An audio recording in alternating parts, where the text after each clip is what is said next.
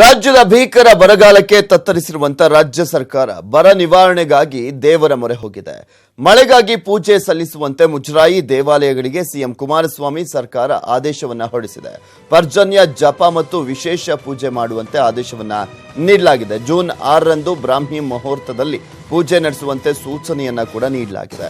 ಮುಜರಾಯಿ ಇಲಾಖೆ ವ್ಯಾಪ್ತಿಯಲ್ಲಿ 34,000ಕ್ಕೂ ಹೆಚ್ಚು ದೇಗುಲಗಳಿದ್ದು ವಿಶೇಷ ಪೂಜೆಗೆಂದು ಪ್ರತಿ ದೇವಸ್ಥಾನಕ್ಕೆ 10,000 ರೂಪಾಯಿ ನಿಗದಿ ಮಾಡಲಾಗಿದೆ. ಇದಕ್ಕಾಗಿ ಒಟ್ಟಾರೆ 34 ಕೋಟಿ ರೂಪಾಯಿಯನ್ನ ಖರ್ಚು ಮಾಡಲಾಗ್ತಾ ಇದೆ.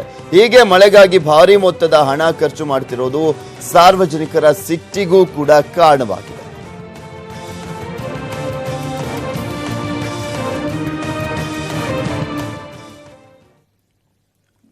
ವರ್ಜೀನಿಯಾದಲ್ಲಿ ದುಷ್ಕರ್ಮಿಯಿಂದ ಫೈರಿಂಗ್ ನಡೆದಿದೆ. ಗುಂಡಿನ ದಾಳಿಯಲ್ಲಿ 11 ಜನ ಸಾವನ್ನಪ್ಪಿದ್ರೆ 6 ಜನರಿಗೆ ಗಾಯಗಳಾಗಿದೆ. ಗಾಯಾಳುಗಳಿಗೆ ಸ್ಥಳೀಯ ಆಸ್ಪತ್ರೆಯಲ್ಲಿ ಚಿಕಿತ್ಸೆಯನ್ನ ನೀಡಲಾಗ್ತಾ ಇದೆ. ವರ್ಜೀನಿಯಾದಲ್ಲಿ ದುಷ್ಕರ್ಮಿಗಳಿಂದ ಫೈರಿಂಗ್ ಅನ್ನ ಮಾಡಲಾಗಿರುವಂತದ್ದು. ದುಷ್ಕರ್ಮಿಯಿಂದ ಒಬ್ಬ ವ್ಯಕ್ತಿ ಗುಂಡಿನ ದಾಳಿಯಲ್ಲಿ 11 ಜನ ಸಾವನ್ನಪ್ಪಿದ್ದು 6 ಜನ ಗಂಭೀರವಾಗಿ ಗಾಯಗೊಂಡಿದ್ದಾರೆ. ಅವರನ್ನ ಸ್ಥಳೀಯ ಆಸ್ಪತ್ರೆಗೆ ದಾಖಲು ಮಾಡಲಾಗಿದೆ. ವರ್ಜೀನಿಯಾದ ಸರ್ಕಾರಿ ಕಚೇರಿಗೆ ನುಗ್ಗಿ ಈ ಒಂದು ಫೈರಿಂಗ್ ಅನ್ನ ನಡೆಸಿದ್ದಾನೆ ದುಷ್ಕರ್ಮಿ. ಅಮೆರಿಕದ ವರ್ಜೀನಿಯಾದಲ್ಲೇ ಕೆಲಸವನ್ನ ಮಾಡ್ತಿದ್ದಂತೆ ಈ ವ್ಯಕ್ತಿ ಪೊಲೀಸರ ಎನ್ಕೌಂಟರ್ನಲ್ಲಿ ದುಷ್ಕರ್ಮಿಯನ್ನ ಹತ್ಯೆ ಮಾಡಲಾಗಿದೆ. ಈತ ಫೈರಿಂಗ್ ಮಾಡ್ತಿದ್ದ ಹಾಗೆ ಪೊಲೀಸರು ಸ್ಥಳಕ್ಕೆ ದೌಡಾಯಿಸಿದ್ದಾರೆ. ನಂತರ ಈತನ ಮೇಲೆ ಎನ್ಕೌಂಟರ್ ಅನ್ನ ಮಾಡಲಾಗಿರುವಂಥದ್ದು. ಯಾಕೆಂದ್ರೆ ಆತನಿಗೆ ಎಷ್ಟೇ ಆತನನ್ನ ಸುಮ್ಮನೆ ಇರುವಂತ ಹೇಳಿದ್ರು ಕೂಡ ಆತ ಸುಮ್ಮನಾಗಿಲ್ಲ.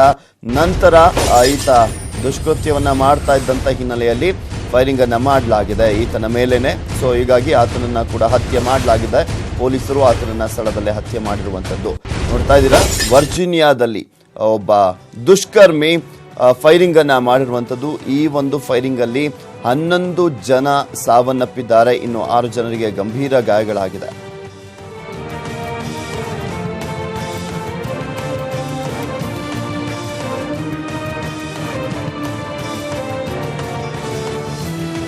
ನೋಡ್ತಿದ್ದೇವೆ ವಿದೇಶಗಳಲ್ಲಿ ಈ ರೀತಿಯಾದಂತಹ ಪ್ರಕರಣಗಳು ಇತ್ತೀಚಿನ ದಿನಗಳಲ್ಲಿ ಜಾಸ್ತಿ ಆಗ್ತಾನೆ ಇದೆ. ಅದರಲ್ಲೂ US ಅಂತೂ ಈ ರೀತಿಯಾದಂತಹ ಪ್ರಕರಣಗಳು ಪದೇ ಪದೇ ಮರುಕಳಿಸ್ತಾ ಇರುವಂತದ್ದು.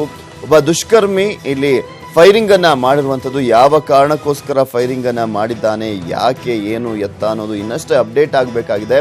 ವರ್ಜೀನಿಯಾದಲ್ಲಿ ಈ ಒಂದು ಘಟನೆ ನಡೆದಿರುವಂತದ್ದು. ಅಮೆರಿಕಾದ ವರ್ಜೀನಿಯಾದಲ್ಲಿ ಈ ಒಂದು ಘಟನೆ ನಡೆದಿದೆ. ಆ ದುಷ್ಕರ್ಮಿ ಮಾಡಿದಂತ ಫೈರಿಂಗ್ಗೆ 11 ಜನ ಸಾವನ್ನಪ್ಪಿದ್ದು 6 ಜನ ಗಂಭೀರವಾಗಿ ಗಾಯಗೊಂಡಿದ್ದಾರೆ. ಅವರನ್ನ ಸ್ಥಳೀಯ ಆಸ್ಪತ್ರೆಗೆ ದಾಖಲು ಮಾಡಿ ಚಿಕಿತ್ಸೆಯನ್ನ ನೀಡಲಾಗ್ತಾ ಇದೆ.